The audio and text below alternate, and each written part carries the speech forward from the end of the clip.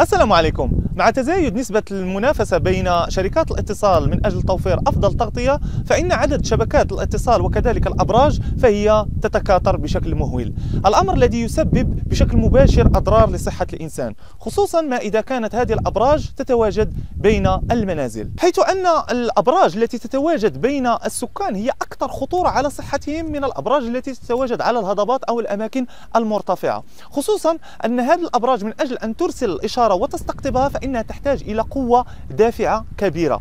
هذه القوة الدافعة هي التي تخترق جسد السكان وبالتالي تصفر عن قتل جيناتهم. عندما نتحدث عن قتل الجينات فهنا كذلك نتحدث عن عدة أمراض تسببها هذه الأبراج، وللأسف أن السكان لا يعرفون ذلك ويسمحون بتواجدها. أعطيك على سبيل المثال، هذه الأبراج تسبب في مرض فقدان الذاكرة أي الزهايمر، تسبب كذلك في مرض السرطان، تسبب كذلك في مرض هشاشة العظام، بل تسبب كذلك في تشوهات على مستوى الجنين إذا ما قدر الله كانت هناك امرأة حامل تقطن بالقرب من هذه الأبراج. بل ومجموعة من الدراسات المنتشرة نتائجها على الانترنت تؤكد أن الأبراج أو أبراج الاتصال تسبب بشكل مباشر مرض أو أمراض السرطان. فعلى سبيل المثال نأخذ هذه الدراسة التي يعني كانت في سنة 2013، حيث يقال أن 7000 حالة موت بسبب السرطان سببها أبراج الاتصال. بل أذهب معك إلى أبعد من ذلك، فدراسات ألمانية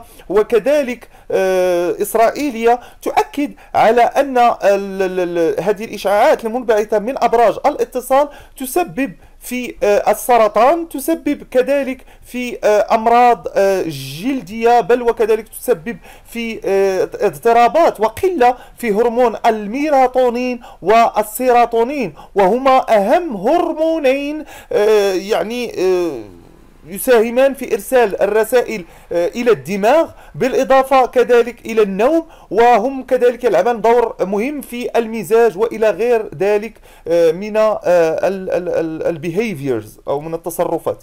أعطيك على سبيل المثال كذلك أن هذه الإشاعات تسبب كذلك ليس فقط قلة في النوم، بل تسبب كذلك قلة في السائل المنوي، بالإضافة كذلك إلى أمراض في الرأس أو يعني أضرار أو صداع في الرأس، انخفاضات في ضربات القلب، تسبب كذلك في صعوبة في التنفس، ضرر بهرمونات، وضرر كذلك بالجينات، وضرر كذلك بالدي ان اي، تسبب كذلك في الأيض وفي أمراض جلدية وإلى غير من ذلك. كل هذه الأضرار التي ذكرناها اعتمادا على مصادر، وهي مصادر تابعة لمؤسسات، تابعة لدكاترة، لأبحاث علمية تم القيام بها من أجل تنوير الرأي العام حول المضار والأضرار التي أو الناتجة عن هذه الأبراج. وفي خضم كل هذه الأضرار نجد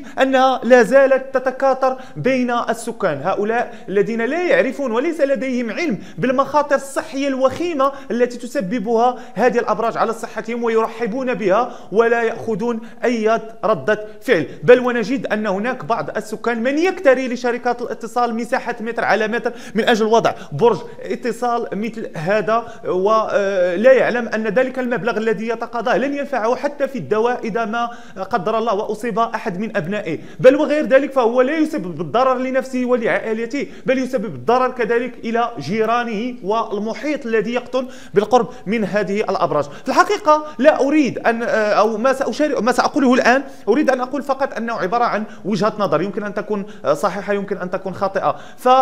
يعني من خلال ملاحظتي لتمركز هذه الأبراج وجدت أنها لا تتمركز في الأحياء الراقية، غالبا تجدها في الأحياء الشعبية وسط الأحياء الشعبية. أما في الأحياء الراقية في بعض الأحياء التي لاحظت تواجد هذه الأبراج وجدتها يعني مخفية وراء يعني نخل اصطناعي، وراء نخل اصطناعي كما تشاهدون في هذه الصورة. هذا راجع ل يعني عدم غياب أو غياب وعي السكان الشعبيين، لا يعرفون المخاطر التي يعني تسببها هذه الأبراج على صحتهم. لهذا في هذه الحلقة رجاء المرجو مشاركة هذا الموضوع، لأنه مهم، لأنه يجب على الناس أن تهتم بهذا الموضوع، أن يخلق جدل حول هذا الموضوع، وكي يعني نوجه الرأي العام وكذلك الإعلام. للأسف أن الإعلام يغيب تماما عن تغطية مثل هذه المواضيع. فلهذا رجاء هذا الموضوع مهم، وأعتقد أنه من الضروري جدا أن تشاركوه أو تشاركونه مع أصدقائكم. جميع الحقوق غير محفوظة. حملوا في قنوات يوتيوب أخرى لا مشكلة، استغلوا هذا الفيديو كما تشاءون. غير ذلك فكنت سعيد جدا بأن أتواصل معكم من خلال هذه الحلقة. ولمن يشاهدني لأول مرة، اسمي أمير رغيب، أقدم حلقات يومية عن التكنولوجيا فقط على مدونة المحترف www.tshapeprofession.com.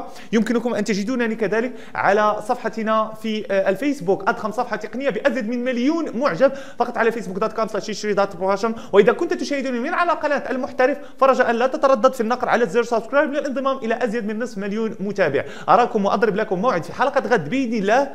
إلى اللقاء.